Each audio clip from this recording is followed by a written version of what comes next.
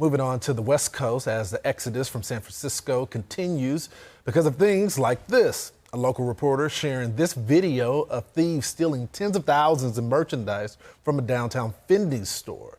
Business owners have had enough. You can see all the major retailers moving out. Yet the California Senate passed a law discouraging employees from punishing shoplifters. So with crime, homelessness, and drugs out of control, even a Good Morning America reporter is acknowledging how bad it is. But it is worth mentioning that we are not at Union Square or the Westfield Mall this morning because we have been advised it is simply too dangerous to be there at this hour. Welcome to the club. Joining me now to discuss is former San Francisco police officer and friend, Joel Alworth. Joel, thanks so much for joining the program. Okay, I appreciate these Johnny-come-lately reporters finally talking about the crisis going on, but we've been talking about this for years, and I guess this is the rock bottom point, Joel?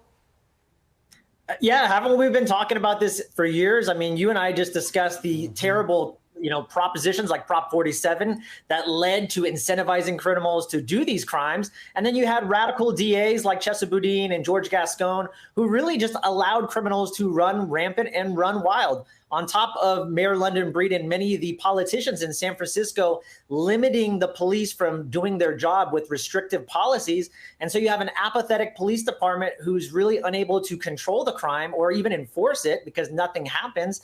And you're left with this.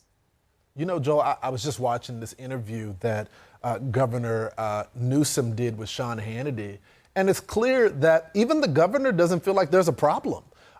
He feels like this is blown out of proportion by what he calls right-wing media and conservatives, but he feels like California is safer than Republican states. As someone that policed the streets on a day-to-day basis, do you agree with the governor? Well, the governor is out of touch. I don't think he even touches base in San Francisco unless he's dining, of course, at the French Laundry. Well, there's that. But he has no idea what's really happening. He has no pulse. And it's a political thing for him to say that. Naturally, he's going to say that. But listen, the fact of the matter is all of these stores, I've counted over 24 stores, not including Whole Foods. When I last saw you, Whole Foods had just closed. SFPD was working at overtime at many of these stores, just trying to get a grip on the crime to prevent the thieves and the thefts that are happening rampantly. And we can't control it, even with the cops staying there almost, 24/7. So if crime were not an issue, you wouldn't be paying cops to stand a post on overtime to prevent it. And even with them standing overtime, we can't control it. So, I think Newsom is a little bit out of touch when he says that. And it's like Mayor London Breed said, I heard her in an article say that she's blaming it on the fact that people are going back home to work. And let's face it, San Francisco makes most of their money on tourism and people going out and spending money at restaurants. That's not happening because it's not safe to do so. Yeah, Joe, I'm just curious. I mean, I was in San Francisco 3 weeks ago. I just got back from LA. Much of the same issues.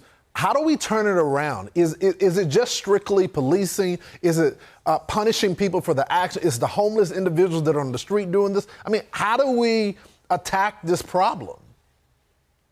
Listen, I'm always a guy who thinks the glass is half full, and I really believe over time they'll be able to turn it around, but it's going to take time. I mean, this problem didn't occur overnight, right? It's a multifaceted problem with radical DAs, harsh lockdowns that San Francisco deployed compared to other states like Florida and Texas.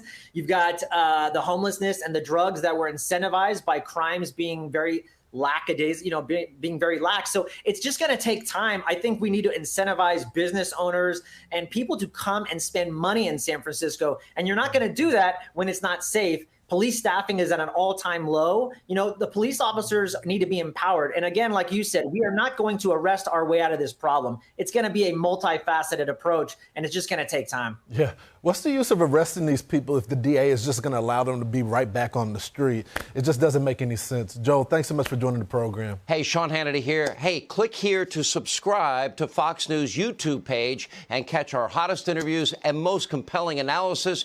You will not get it anywhere else.